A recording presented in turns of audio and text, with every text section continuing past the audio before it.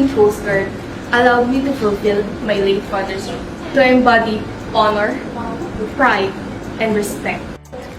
I wanted to feel that deeper sense of purpose and fulfillment by serving our country and fellow Filipinos. Ang pagsali sa Philippine Coast Guard ay naging daan para i-challenge ko ang sarili ko, to step out of my comfort zone, to grow personally and professionally.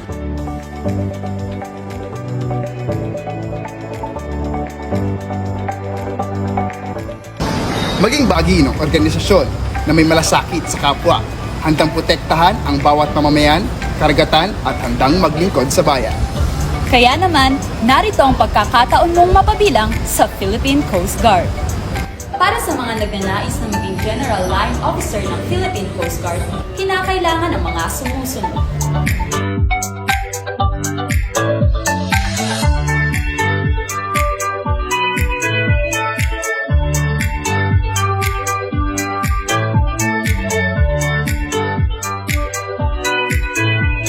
Sa mga aplikante na may teknikal na tungkulin, gaya ng doktor, dentista, abogado, veterinarian, at pari, narito ang mga requirements.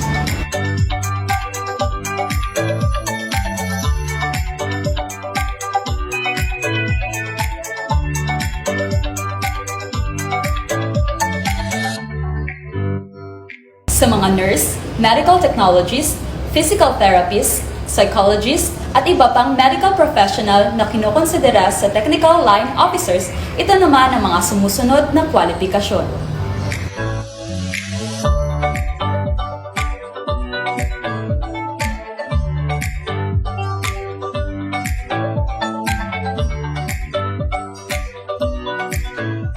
Para sa mga nagnanais na maging non-officer ng Philippine Coast Guard, narito ang mga pangunahing kinakailangan.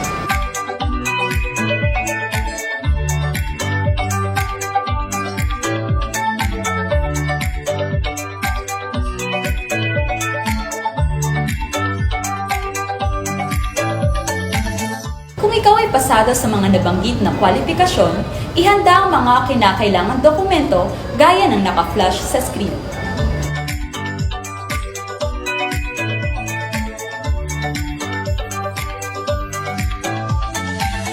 Maghintay ng post mula sa Human Resource Management Command upang malaman kung saan maaaring mag-register at mag-submit ng mga initial na requirements.